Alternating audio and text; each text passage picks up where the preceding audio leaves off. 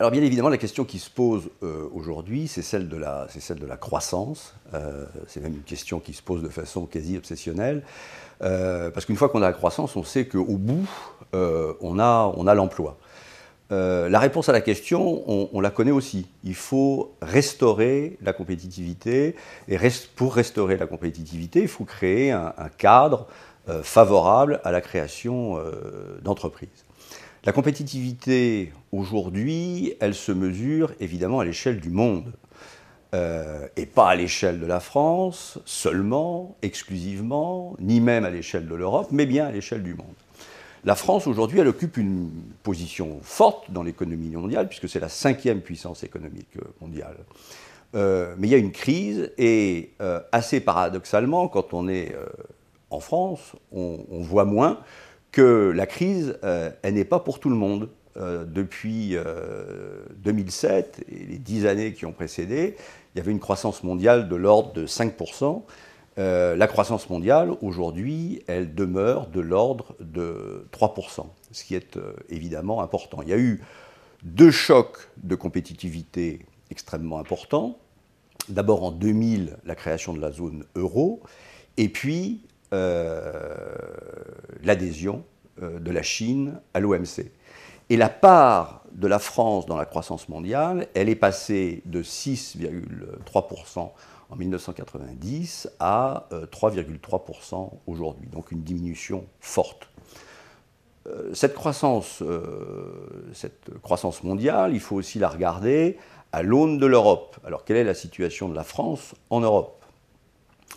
D'abord pour dire que la France en Europe occupe une position forte. Sa productivité, elle est de l'ordre de 20% supérieure à la moyenne européenne. Pour autant, ça ne règle pas les problèmes. L'Europe, c'est 10% de la population mondiale, c'est 20% de la production mondiale, mais c'est aussi 50% de la collecte des dépenses sociales dans le monde.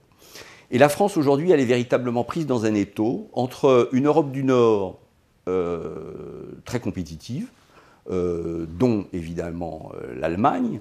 Le différentiel coût-compétitivité avec l'Allemagne, il est de l'ordre de 40%. Et puis une Europe du Sud et de l'Est qui se réforme à marche forcée et qui, elle, travaille sur les coûts bas. Nous, aujourd'hui, on est dans cette position un peu intermédiaire de coûts moyens, de coûts intermédiaires, qui font qu'on n'a pas la différenciation suffisante entre les coûts bas et puis les coûts hauts. Donc une situation difficile. Et alors, j'allais dire la France dans tout ça, la France, elle aussi, elle se réforme. Est-ce qu'elle se réforme suffisamment ? Sans doute pas. Un exemple toujours puisé à l'international, il y avait en 1990 133 000 entreprises qui travaillaient à l'export. Il y a aujourd'hui 117 000 entreprises qui travaillent à l'exportation. Donc ce n'est pas suffisant.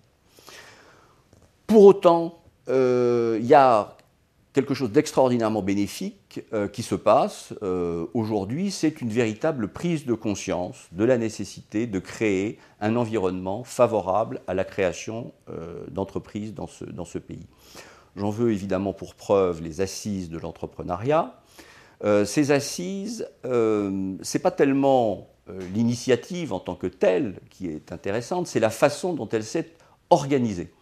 Parce que pour la première fois, on a vu réunis sur un même plateau, en discussion, des gens venant d'horizons extrêmement divers, et notamment une très grande majorité de chefs d'entreprise. Sur les 350 intervenants qui sont intervenus au cours des assises, il y a 250 chefs d'entreprise. Et sur les 9 chefs de file, il y avait 9 groupes thématiques, l'ensemble des chefs de file est issu de l'entrepreneuriat. Au final, ça a produit quoi ? Ça a produit 44 propositions. Le gouvernement, aujourd'hui, a pris une dizaine d'engagements majeurs sur ces 44 propositions. Et ces propositions, elles sont sans surprise, parce qu'elles balayent un champ déjà très connu. La difficulté dans cette affaire, ce n'est pas tellement de recenser les bonnes solutions, c'est de les mettre en pratique. Parce que les solutions, en direction de la jeunesse, les solutions fiscales, les solutions liées à l'accompagnement, les solutions liées à l'information. Bref, toutes ces solutions-là, on les connaît depuis longtemps. L'originalité des assises, c'est que, encore une fois, aujourd'hui, il y a un consensus au plus haut niveau pour mettre en pratique, pour mettre en œuvre un certain nombre de décisions. Et le point important de ces assises, in fine, c'est le suivi des assises. C'est le fait que, notamment les chefs de file, dont l'action a été coordonnée par la présidente de la PCE, Frédérique Clavel, que ces chefs de file puissent assurer dans le temps le suivi de cette initiative qu'on doit à la ministre des PME et de l'innovation et de l'industrie numérique, Fleur Pellerin. Donc c'est une belle initiative que ces assises, leur réussite, elle va exclusivement dépendre de la capacité des uns et des autres, et notamment évidemment du gouvernement, à les mettre en pratique.